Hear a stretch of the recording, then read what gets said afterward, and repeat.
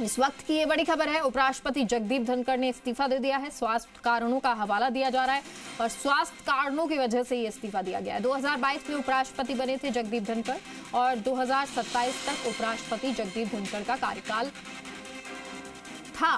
तत्काल प्रभाव से इस्तीफा दे रहा हूं, उनके द्वारा लिखा गया। ये मेरे लिए सुखद अनुभव रहा है। सांसदों के प्यार और भरोसे के लिए आभार है और सहयोग के लिए पीएम और मंत्रिमंडल का भी आभार उन्होंने जताया है। और जगदीप धनखड़ अब इस्तीफा दे चुके हैं, तो वहीं स्वास्थ्य कारणों का उन्होंने हवाला दिया। कई बार अगर उनके कार्यकाल को आप देखते हैं उपराष्ट्रपति के तौर पर, तो लगातार अपनी बात उन्होंने, चाहे पक्ष हो विपक्ष हो, दोनों के सामने मुखरता से रखी भी है। और हनुमान बेनीवाल हमारे साथ इस खबर पर जुड़ गए हैं, सांसद हमारे साथ जुड़ गए हैं। हनुमान बेनीवाल जी, सबसे पहले आपसे प्रतिक्रिया चाहेंगे, उपराष्ट्रपति जगदीप धनखड़ ने इस्तीफा दिया। देखिए, जब उपराष्ट्रपति का चुनाव था तो मैं बीजेपी और एनडीए के खिलाफ था उस समय, और फिर भी मैंने उपराष्ट्रपति के अंदर वोट धनखड़ साहब को इसलिए दिया कि राजस्थान चाहते हैं, मेरी बिरादरी चाहते हैं। और उस समय जो हमारी इच्छा थी कि ये व्यक्ति यहाँ पे संभाले, लेकिन अब इस्तीफे का कारण मैं इसलिए नहीं बता सकता कि ये बहुत बड़े राजनीतिक खिलाड़ी है धनखड़ साहब। हो सकता है कि इनका खुद का क्या आगे मोटिव है या किसके कॉन्टेक्ट में थे, हम इसके बारे में कुछ भी नहीं कह सकते।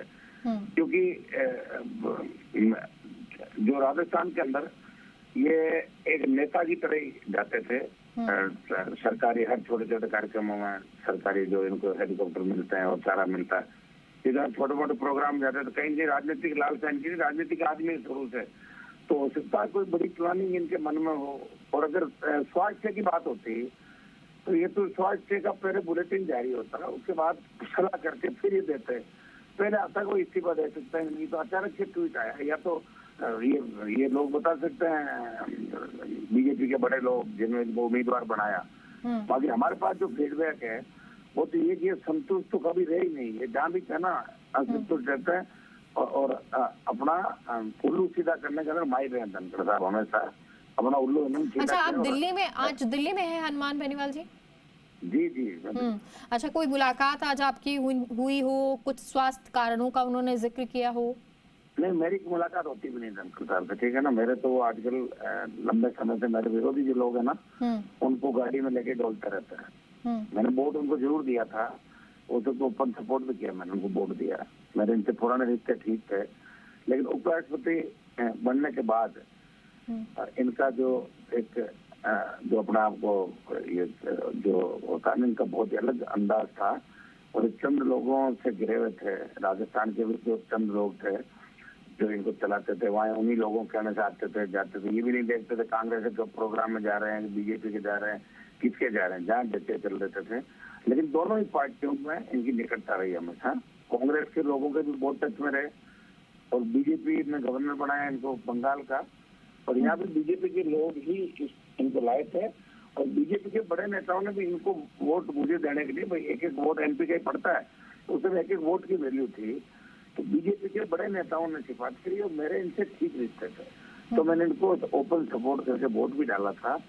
लेकिन ये संतुष्ट होने वाले नहीं। इस इस्तीफे के पीछे मुझे लगता है स्वास्थ्य कोई कारण नहीं है, इनकी बड़ी राजनीतिक महत्वाकांक्षा या कोई और बात भी हो सकती है। क्या निकल के आती हो तो उसके बाद ही क्लियर होगा पूरी बात। अच्छा, आप ये मानते हैं कि स्वास्थ्य कोई कारण नहीं है ये इस्तीफे का?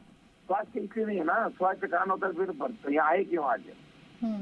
तो ये घर बैठे बैठे दे देते हैं। भाई आज राज्यसभा चला के क्या मैसेज देना चाह रहे हैं? इसका मतलब कहीं न कहीं बड़ा पॉलिटिकल मैसेज देना चाहते हैं।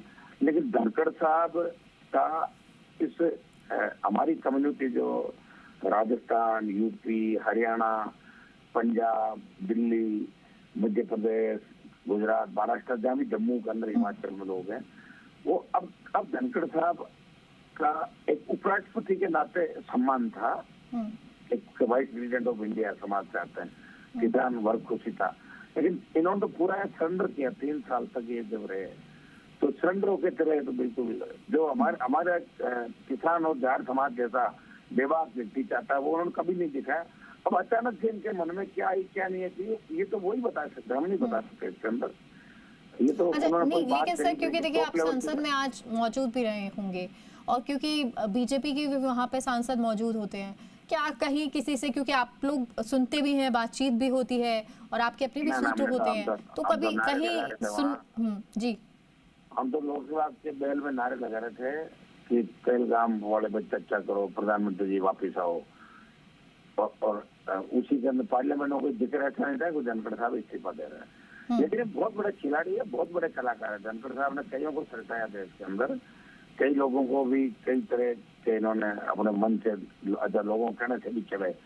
संवैधानिक पद पे जिस पे थे, कई बार इन्होंने बीजेपी का बहुत बड़ा सपोर्ट किया। संवैधानिक पद पे रहता है व्यक्ति नहीं करता, लेकिन इन्होंने काम उनके कहने से भी खूब किए। पार्टी लाइन ये टोटल बीजेपी में चले गए थे, लेकिन फिर कुछ लोग राजस्थान के जो लोग इनके आसपास रहते ग्रुप है, तो वो ले जाके इनको कांग्रेस वाले कार्यक्रमों में ले जाते थे। लेकिन इसके इधर जो पप्पू यादव हैं वो कह रहे हैं इसके पीछे कुछ और भी हो सकता है। चलिए ठीक है सर, बहुत बहुत आपका शुक्रिया जी राजस्थान के साथ जुड़ने के लिए, क्योंकि विपक्ष की अलग अलग प्रतिक्रियाएं आ रही हैं और कपिल सिब्बल ने भी इसको लेकर प्रतिक्रिया दी है। उन्होंने कहा है कि कारण क्या रहे हैं ये तो नहीं कह सकते हैं, लेकिन अच्छे पारिवारिक संबंध थे। एक गुड नोट होता है, क्योंकि जब कोई इस्तीफा देता है या साथ ही कोई जाता है तब गुड नोट पे उसको उस काम के लिए, उस पद के लिए एक तरह से बाय भी किया जाता है।